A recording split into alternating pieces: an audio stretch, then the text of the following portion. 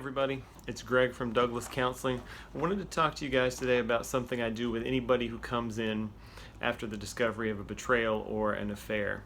And what I have in place is what I call the discovery checklist. So what do we need to do after the discovery of an affair?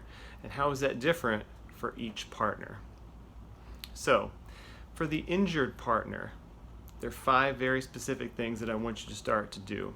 Number 1, how do we deal with the difficult emotions? You know, you've just uncovered something that's just rocked your world. You're going to be feeling all kinds of difficult emotions. It's extremely important that you allow yourself to feel what you feel. You may not want to act it out, but it's definitely okay to feel those feelings. Okay, so that's number 1. Number 2, attempt to find normalcy. So a lot of times when we're dealing with a betrayal, it's just been uncovered, what we want to do is we want to go under a rock and hide. We want to isolate, get away from everyone. That's not going to help. What you want to do is you want to try to go about your day in as normal a fashion as possible.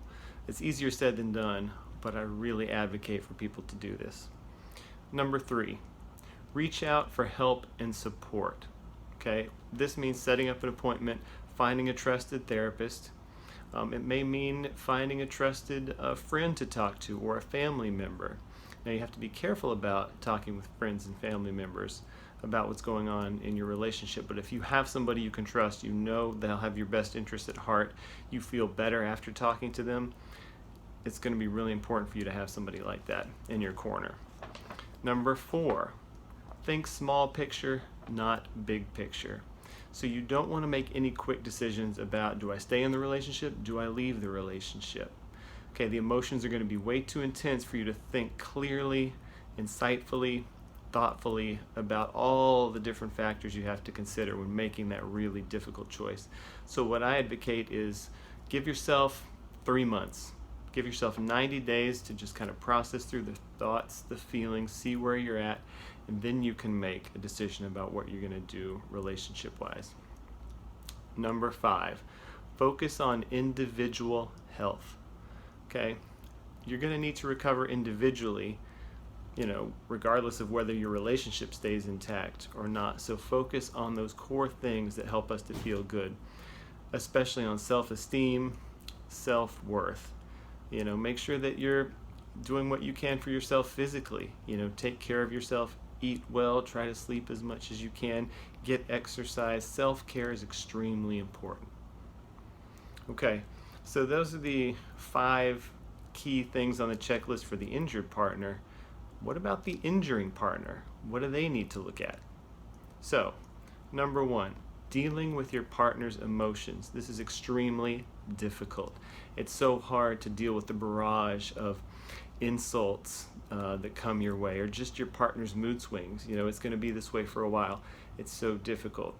So know that your partner has every right to feel how they feel. Try to be there.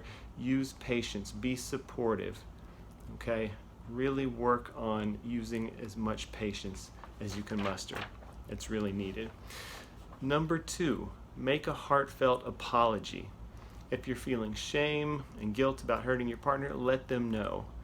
And especially for us guys, this is tough. Don't do this in a stoic way. Don't, oh, well, I'm sorry, I'm really sorry I hurt you. This is not a time for stoicism. We really need to show that emotion that we're feeling.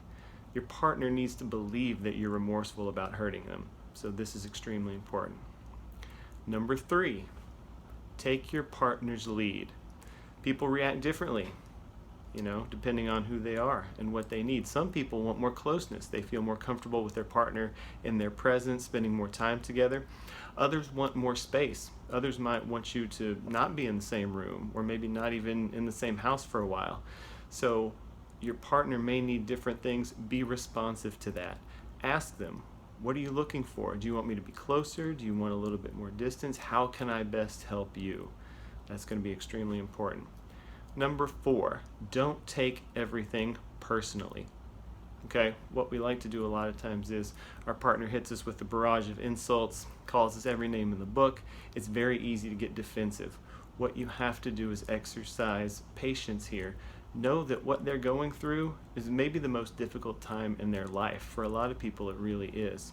So what you have to do is know that, they're in a form right now where they're just trying to self-protect. They're not thinking. They may not mean all of what they say. If they really thought about it, they probably wouldn't. So don't take these things personally. Some of the things, if they make sense for you, and you can validate that, take that in. But a lot of the stuff, you're just going to need to filter that out, not react to it, not go down the rabbit hole and talk about why they're wrong. Just take it and kind of filter it out for yourself. Keep what belongs and leave the rest aside. And then number 5, start the process of introspection. So do you really have a clear handle on why you made the choice you did, on why you strayed? What was that about? What were the many factors involved with that? And this one is really helpful to have a therapist that can guide you through these questions and help you understand these things, because your partner's going to ask. They're going to ask you, so why? What were you thinking? Why did you do this? Why did, And if you have no answer to them, they're going to become more and more frustrated, and they're not going to believe you. You're not going to be able to build trust.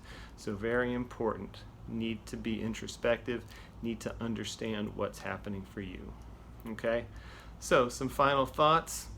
I really look at it as this is probably the most difficult phase. We call it the crisis phase early on when an affair is uncovered.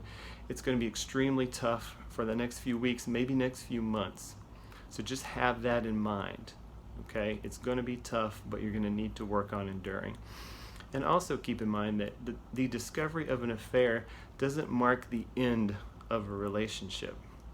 What it can mark, it can actually be a spark that ignites you to build something that's better, to put things in place that were not there in your previous relationship.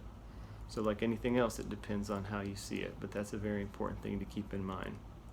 So I hope this has been a helpful video for you. If you've got any thoughts, questions, comments, leave those below. I'm happy to get to as many as I can.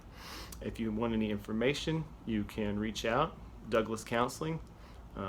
You can reach us by phone, 561-207-1903. You can find us online, douglascounseling.com. And we offer in-person and online sessions, so we can help anybody in the entire state of Florida. So if you're out there, we're happy to talk with you. That's all I got for today, and I'll see you guys in the next video.